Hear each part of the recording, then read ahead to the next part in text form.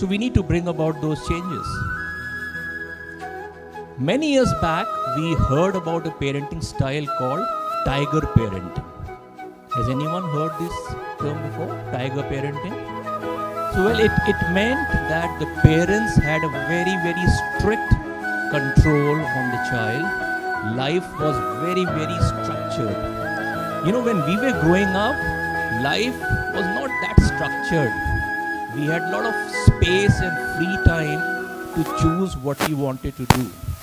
But with the parenting style called the tiger parenting, life was tough.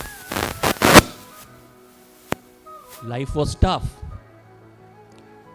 And then, of course, there was a lot of emphasis on results. There was often comparison.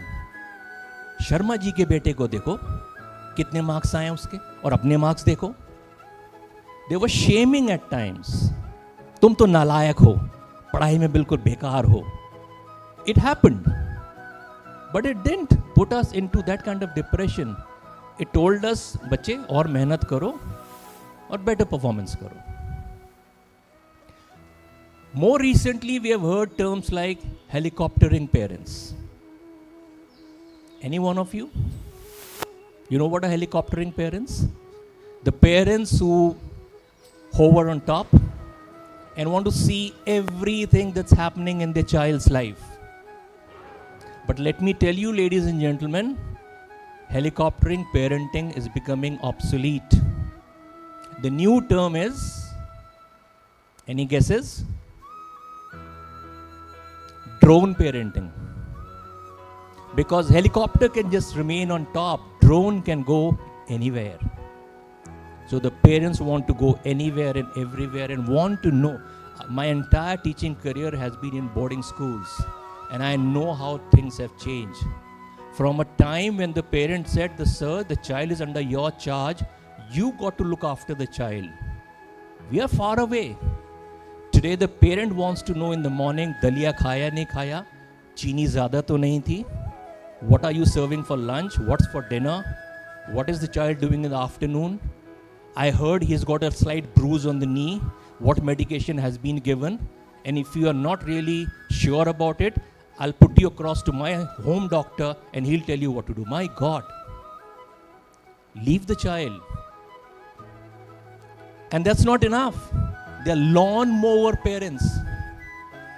The lawnmower parents want to sweep the entire path in front of the child, want to ensure there are no hardships. Now, it's very important for the children to face some level, some extent of hardship to learn what's in life for them, ahead of them. Unless they face some hardships, they're not going to learn the life skills to fight those when they grow up. Now, I'm not here to just criticize parenting. All I'm saying is, as parents, I think we all need to give these children more time, more space, and an opportunity to really discover and grow. Exploration can only happen when they have time. Now, it's very important for all of us as educators and as you all as parents to please allow them to have this time. Life skills are so important. And one of the life skills which is very dear to my heart is empathy. I'm sure most of you know about it. There has to be a distinction between sympathy and empathy. Sympathy, जिसको हम हिंदी में कहते हैं सहानुभूति, किसी पे दया आ जाना, taking pity on somebody. Empathy is samanubhuti, where you try to equate yourself with somebody else's feeling. Like commonly people say, to be in somebody else's shoes. It's not easy to empathize. And let me give you a quick example of how empathy, mind you, these life skills can't be taught in a classroom over the blackboard or a presentation. Life skills are picked up through hands-on experience. When we would take children for treks, whether it was at the Lawrence School Sanar or as a Udaan school, we used to call it, these treks are meant to rough it out. The idea was we would take them for a trek. There were times that for 6-7 kilometers we trekked. It was slightly warm, the water was over, the children were thirsty, there was no water source in sight. We carried on until we come across a point where there was some trickle of water. And I'm talking of the times when there was no such big issue about source of water. Water was relatively very clean in those days. The children would drink water from that source. And it's only that time a child realizes what the thirst is. They carry on and reach a place after 7-8 hours, they're hungry. And they realize that the stove which they were carrying was left behind at the base camp. What do? You collect firewood and start making khichdi. The khichdi is not properly cooked. And after 8 to 9 hours of that climb, when you're tired, you eat that khichdi. What will that make them feel? And mind you, they used to eat it quite, lovingly. It makes them realize what hunger is. Now, all these children whom we taught in at least these 2 schools I was in came from all very privileged background. I'm sure the rest of their life they'll never ever face a problem where they don't get water to drink or food to eat. But what they picked up through these exercises or treks was empathy. So if they see somebody in a situation which they have experienced themselves, they can empathize. And you got to go a step further. Empathize is only you understand what the other person is feeling. There's a third term which has to be brought into these children, which is compassion. Compassion means you just not only understand what is the problem or the concern of the other person, but you go forward to actually help out. And I think during the course of the program, somebody did talk about these skills. Let's all join hands in ensuring that our children become good human beings first. Right? We talk so much about pollution, the garbage around us. When it comes to a forum, suppose there's a discussion, there are speakers who talk about what is this pollution caused by, how can we prevent it. The moment we step out of the auditorium, we are back to square one. I have seen people on the highways in fancy cars rolling down the window and just throwing chips packs, Tetra packs on the road. Now, if we, the educated people, are going to do this, how do we expect everyone else? And the children are watching us. So I think we got to be those, the people who are going to inculcate these habits amongst our children. So let's all join force in ensuring that our children grow up first as a good human being. Rest of the things, let me assure you, ladies and gentlemen, will fall in place. Do not pressurize your children to just go one way. See where their interests are. See where their passion is. The small skit which was shown about the boy who wanted to be in the army, if the passion is for that, let the child move in that direction. I have seen parents, especially in the cities and urban areas, they push their children for sports, dance. If you see there's a flair and the child is enjoying, by all means, but just don't push the child because Sharma ji ki beti and Verma ji ka beta are also doing it. It's for your child, right? And also, don't push them towards competition all the time. These activities should be for the child's growth. And if the child is enjoying it, I think that should be the most satisfying part for you all. I'm a teacher, I can carry on talking for hours, but I know it's been a long day for all of you. You were very patient in seeing the programs, applauding it.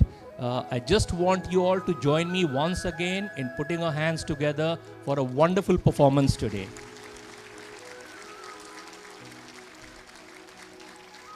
And I'm really honored and privileged to be present here to witness this entire thing. Thank you all very much. Jai Hind. Thank you so much, sir, for your words of wisdom. May we have you on stage, please? Sir, could you just stay with us? And now I would also like to call our guest of honors on stage, Miss Mamta Dogra, Mr. Rohit Ved, Mr. Anshu Sodhi, Mrs. Madhu Rana, Mrs. Aruna Kanda, Dr. Anjali Arora, Mrs. Manisha, Mr. Balbir Singh, Mrs. Aarti Arora to please be with us on stage as we take a moment to felicitate. And Sir Sunil to felicitate our guest of honor on stage, please. Can we have a round of applause?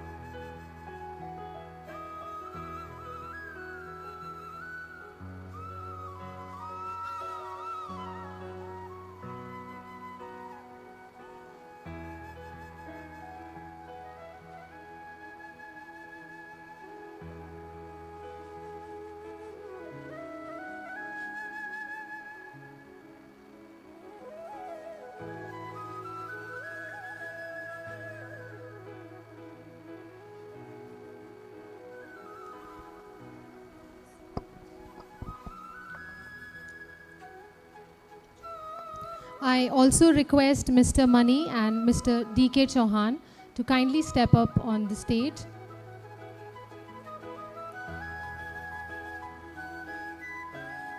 And receive a small token from our end.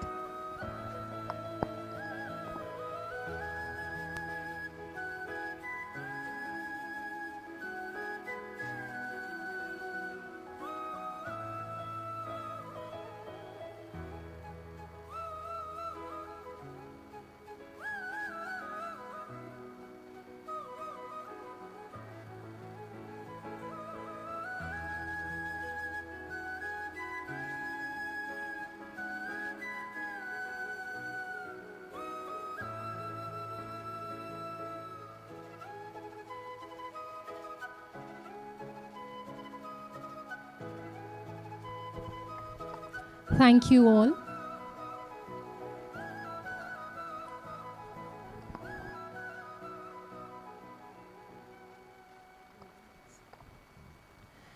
Now, I would request Ma'am Susan to kindly announce the Student of the Year and to give vote of thanks.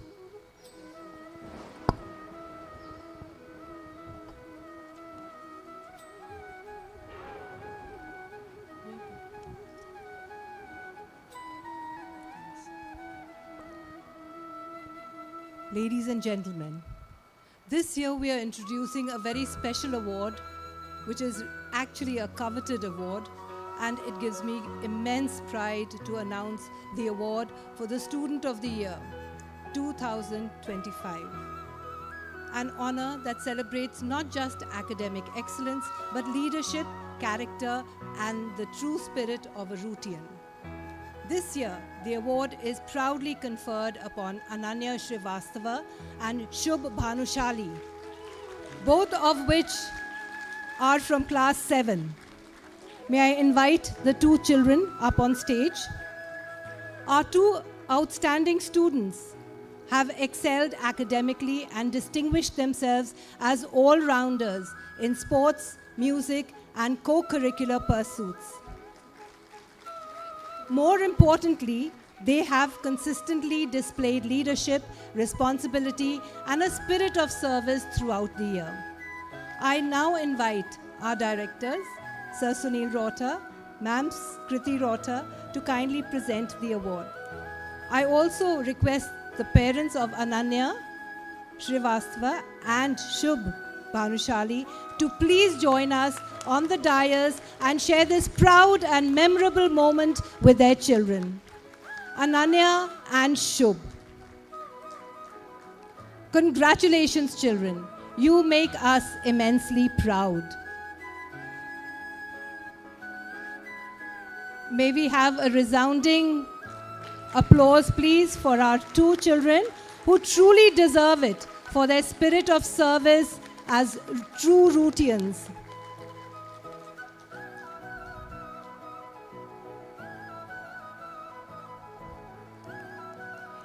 In the same breath, I would now, respected chief guest, honored dignitaries, esteemed parents, teachers, and dear students, on behalf of Roots Country School, Panchkula, I extend our heartfelt gratitude to each one of you for gracing our annual day celebration. Udaan, where dreams take flight. Your presence made this evening truly special. A sincere thank you to Mr. Vinay Pandey for inspiring us with valuable words that will continue to guide our young learners towards confidence and excellence. Thank you, sir. I take this opportunity to express our deep gratitude to our honorable directors and founders, Mr. Sunil Rota and Mrs. Kriti Rota, and our respected and present guests within the audience. Thank you so much. Thank you for being here. Thank you for encouraging every one of us here. A special word of thanks to our dedicated teachers and support staff whose passion, patience, and perseverance transform dreams into performances and efforts into excellence. Tonight's success is truly a reflection of your commitment. Lastly, I extend a warm gratitude to our wonderful parents for their trust and unwavering support, and to our talented students, the true stars of the day, who filled the stage with creativity, confidence, and joy. With hearts full of pride and gratitude, we thank everyone who contributed to making Udaan a memorable journey. May our children continue to soar high and let their dreams always take flight. Thank you and have a wonderful day ahead.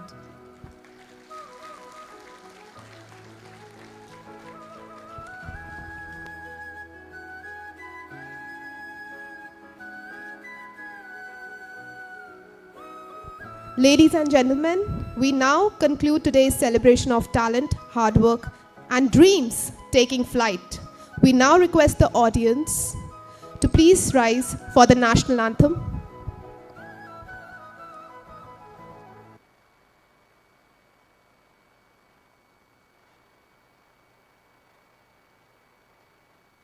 जनगण मन अधिनायक जय हे भारत भाग्य विधाता पंजाब सिंध गुजरात मराठा द्राविड उत्कल बंगा विंध्य हिमाचल यमुना गंगा उच्चल जलधि तरंगा तव शुभ नामे जागे तव शुभ आशीष मांगे गाहे तव जय गाथा जनगण मंगलदायक जय हे भारत भाग्य विधाता जय हे जय हे जय हे जय जय जय जय हे।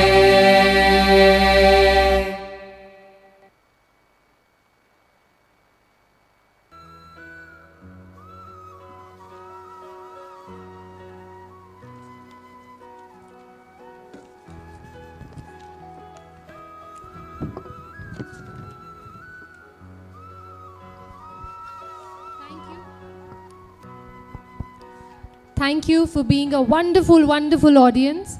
And may we request you now to take your awards from your respective classrooms and proceed to the area for lunch.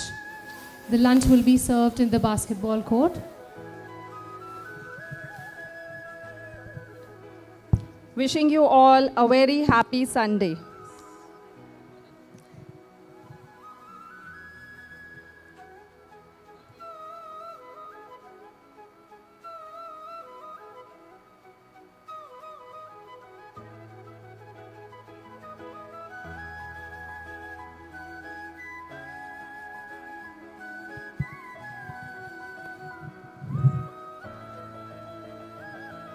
Also, I would like to announce that as a reward for all the hard work that the students and staff and the parents have also put in terms of their time with us, it will be a holiday tomorrow. So we will send you a formal message. But for all the parents who are gathered here with us, it's a holiday for tomorrow. And we would love to interact with you downstairs in the hall for lunch, in the open ground for lunch. See you there. Have a great day.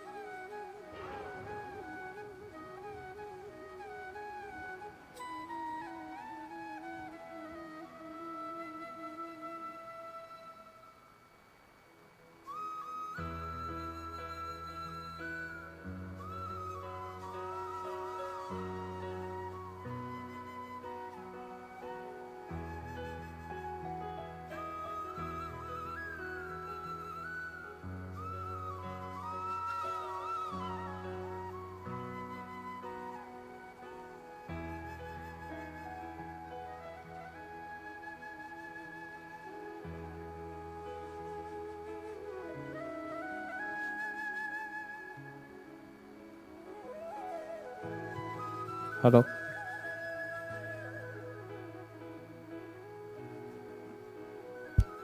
Hello.